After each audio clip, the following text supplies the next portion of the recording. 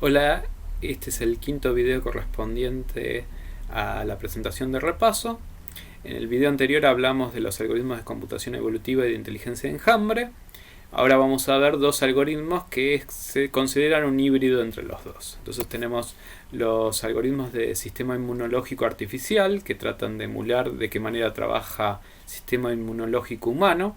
Nosotros hablamos ahí del modelo clonal G, que en sí los operadores son muy parecidos a los operadores de un algoritmo genético, pero tienen ahí un operador especial que es el de clonar, que es lo que permite generar una copia de un individuo, y el de hipermutar.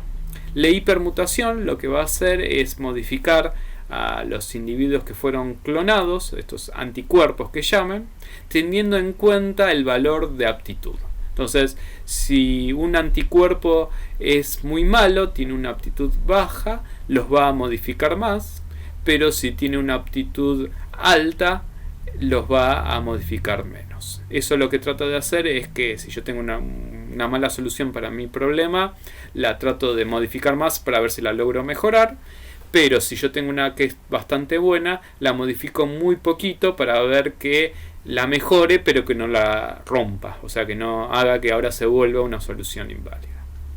De hacer evolucionar esto, entonces el algoritmo me permite resolver problemas de optimización y muchas veces genera buenos resultados con problemas donde hay muchos máximos óptimos, o sea, es un problema multimodal, porque yo voy a tener distintos individuos que van a tener características correspondientes a distintas soluciones para el problema. El último algoritmo de estos híbridos es el memético, que en sí es muy parecido a cómo funciona un algoritmo genético, pero en vez de mutar tiene un operador de optimización. Entonces ahí utiliza un algoritmo especial que en vez de hacer modificar los valores de las posibles soluciones usando un azar, lo que hace es tratar de mejorarlos usando algún otro criterio. Entonces ahí podría utilizar un método de búsqueda local, un algoritmo de bandada de pájaros, de hormigas o mismo un algoritmo genético para tratar de encontrar un mejor individuo del que yo obtuve del cruzamiento. Bueno, con esto entonces finalizamos los algoritmos de optimización. Tenemos acá el cuadro de resumen con los de inteligencia de enjambre y los híbridos. Por último vamos a tener los de razonamiento aproximado, que están basados en el modelo de Bayes. Entonces tenemos las redes bayesianas, que es una extensión, les decía antes, del teorema de Bayes, que utiliza un gráfico que representa las dependencias que van a tener los distintos nodos, y eso me permite hacer una propagación de probabilidades cuando yo tengo ciertas evidencias. Estas redes bayesianas tienen ciertas similitudes en cuanto a cómo uno lo diagrama con una red neuronal, pero su funcionamiento es muy distinto. Yo también la puedo entrenar a esta red bayesiana porque puedo hacer que los valores de las probabilidades se definan automáticamente a partir de ejemplos, pero no aplican ninguno de los algoritmos que vimos para redes neuronales. Le hago esta explicación porque a veces se confunde. Otra diferencia que tiene es que una red bayesiana puede recibir como dato de entrada en cualquier nodo, mientras que en una red neuronal los datos de entrada siempre son los mismos. Yo ya tengo definido cuáles son los valores de entrada y los valores de salida. En una red bayesiana no siempre tiene que ser con una estructura definida, entonces yo puedo poner una evidencia en el nodo A, o lo puedo poner en el nodo G, o lo puedo poner en los dos y ver cómo se propagan en los dos sentidos hacia los nodos que correspondan. Otro tipo de modelo que vimos son las cadenas de Markov, que las cadenas de Markov están basados en la propiedad de Markov, que es una fórmula que determina cómo propagar la probabilidad ante un evento que se sucede en el tiempo.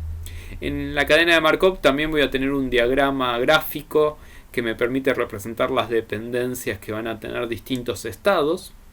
Ahí es una diferencia que tiene con respecto a las redes bayesianas, porque en las redes bayesianas los estados pueden tener varios valores, mientras que los estados de una cadena de Markov tienen un único valor. Entonces, en el ejemplo que nosotros vimos, por ejemplo, yo en la red bayesiana puedo tener el estado del motor, que puede tener el valor arranca o no arranca, Mientras que en una cadena de Markov yo voy a tener que el estado 1 es arranca el motor y el estado 2 va a ser no arranca el motor. Entonces en una cadena de Markov las probabilidades directamente las puedo poner en el arco, mientras que en una red bayesiana no lo puedo hacer. Entonces ahí voy a tener tablas con las probabilidades condicionales que van a ser internas de cada estado.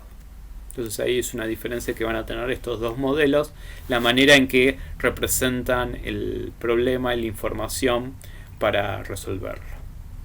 Y bueno, y el funcionamiento obviamente que también es distinto porque aplican distintas fórmulas. Sobre las cadenas de Markov hay dos métodos o modelos complementarios, que son los modelos ocultos de Markov y los procesos de Markov.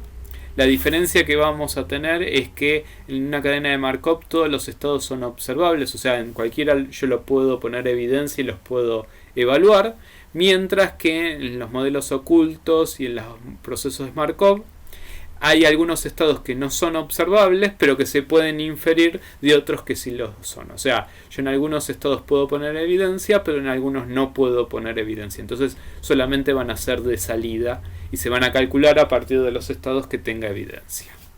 Y a su vez, otra diferencia que vamos a tener es que en las cadenas de Markov y los modelos ocultos todas las probabilidades son constantes, pero en los procesos de Markov las probabilidades pueden cambiar en el tiempo, o sea, son dinámicas.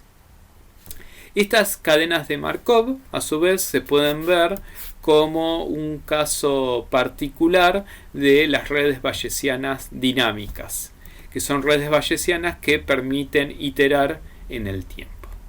Entonces, si yo no quiero usar una cadena de Markov, podría usar una red bayesiana dinámica y me permitiría resolver el mismo tipo de problema.